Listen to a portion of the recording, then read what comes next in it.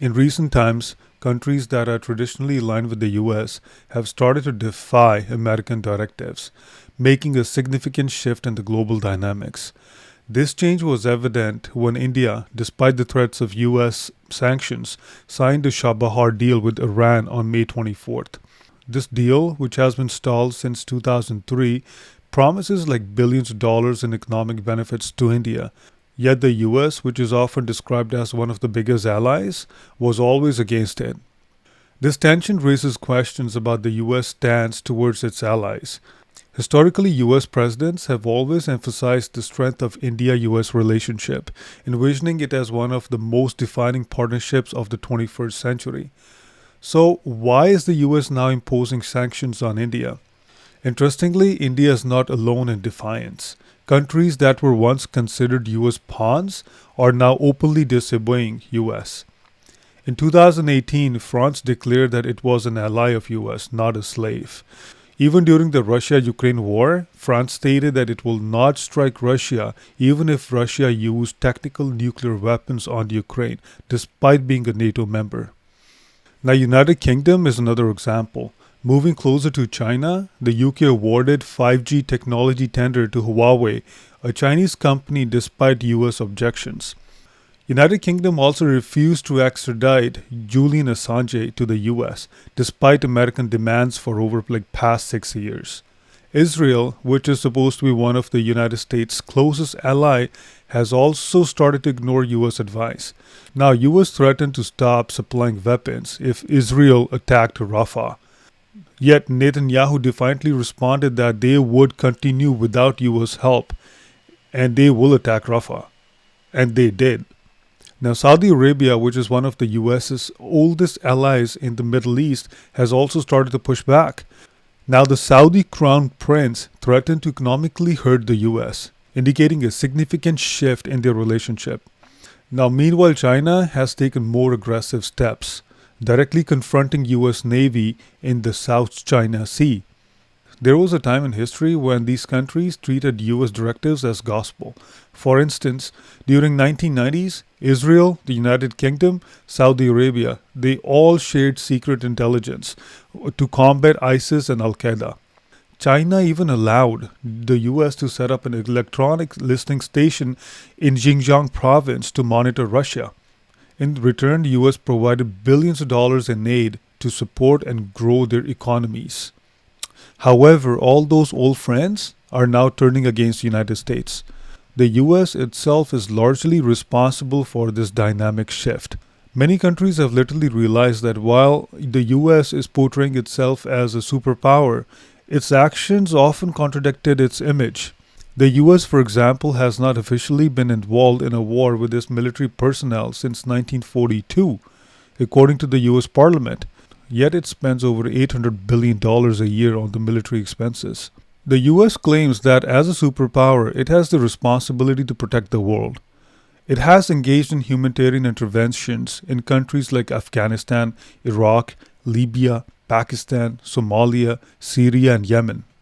Today, the US has signed pacts or deals with over 51 countries worldwide to protect them. However, the role of the global protector has led to frequent imposition of sanctions, causing friction in many nations. The global shift literally shows that the countries are literally prioritizing their national interests and sovereignty, even if it means defying the US. The dynamics of international relationships are evolving, and many countries are literally dumping the US dollar, choosing other ways to do trades, such as the BRICS currency, or literally gold, or barter system, which hasn't been used for hundreds of years now. On June 9th, 2024, Saudi Arabia decided to end its long-standing agreement with the US, where they sold oil exclusively in US dollars. This arrangement, also known as the Petrodollar system, has been the backbone of the global economics and the US financial stability since the 1970s. The end of the deal is a part of a larger trend called de-dollarization, where countries are reducing their reliance on the US dollar for international trade. Imagine if your neighborhood operated on a special currency issued only by you. Everyone needed this currency to buy groceries, pay for gas, or even pay rent. You'd be in a uniquely powerful position.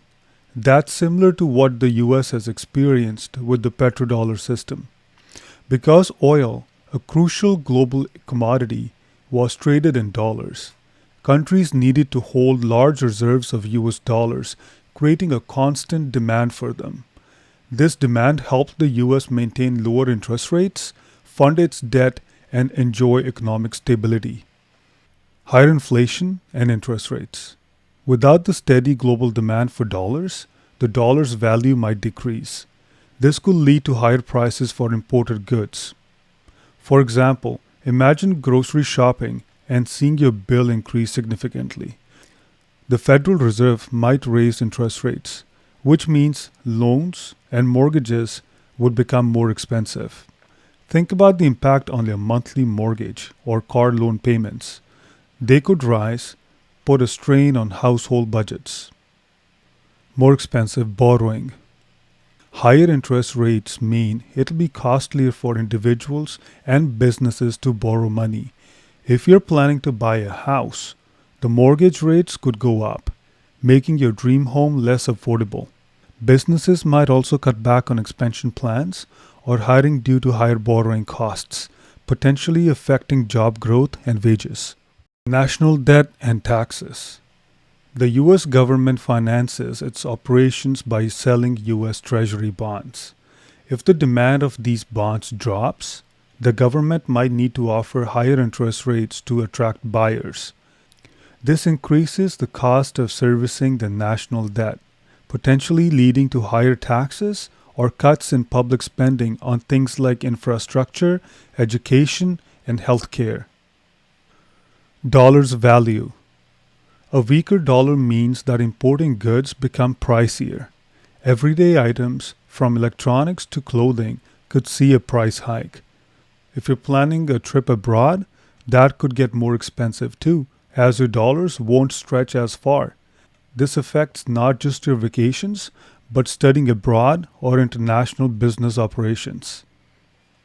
Other countries are exploring alternatives to the dollar. For example, India recently bought oil from UAE in rupees. This shift is a part of a broader movement among countries like China, Russia, and the BRICS alliance, which includes Brazil, Russia, India, China, and South Africa, to use their own currencies for trade.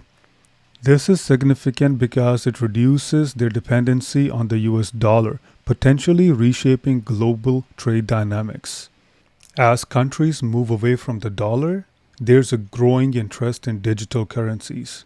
Over 26 countries have launched CBDCs, also known as central bank digital currencies, and many more are testing them.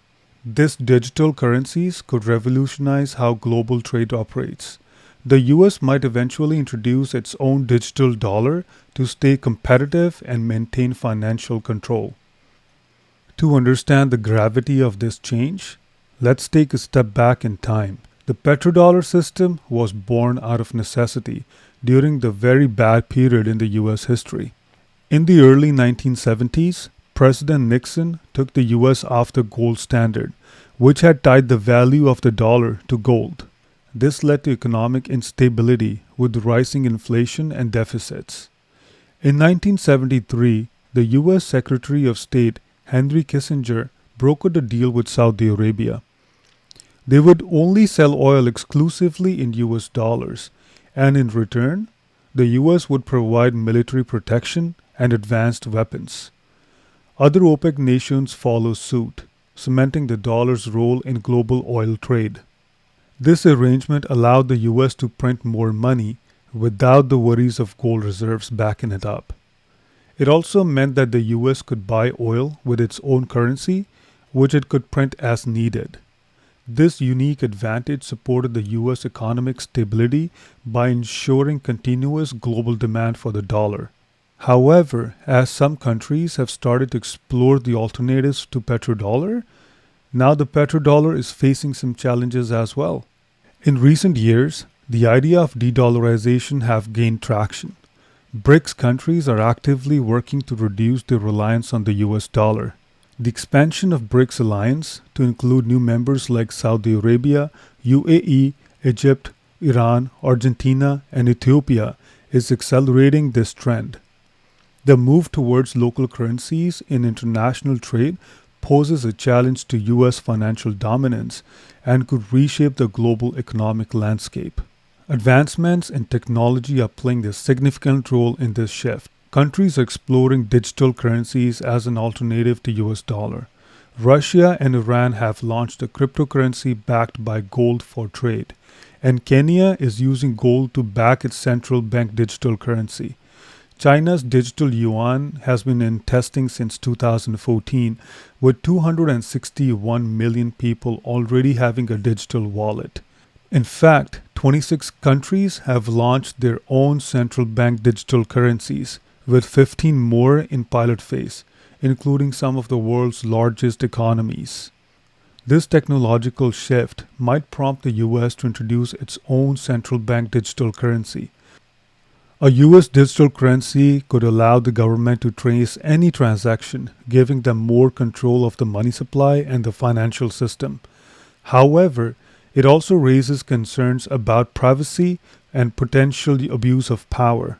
Additionally, it would be vulnerable to cyber attacks, which would be catastrophic. Lastly, if people lack access to technology, they can't participate in digital economy. With the petrodollar agreement expired, countries are going to be moving away from the dollar. And Saudi Arabia is not going to be needing the US dollar for oil trade anymore. And this would spell trouble for the US economy. While this narrative has been ongoing for a while, but for the first time in 75 years, the petrodollar agreement is done. Only time will tell what's going to happen next. The end of petrodollar system marks a significant shift in the global economics. Historically, other currencies like French livre and British pound dominated as reserve currencies before US dollar took over after the World War II. The Bretton Woods Agreement in 1944, it established the dollar as the world reserve currency, giving the US significant economic stability and international influence. The end of petrodollar agreement is more than just an economic shift. It's a change that could affect our daily lives. From the cost of groceries to the price of a new home, from how we save our retirement to where we vacation, the ripple effects of this decision is going to be felt far and wide.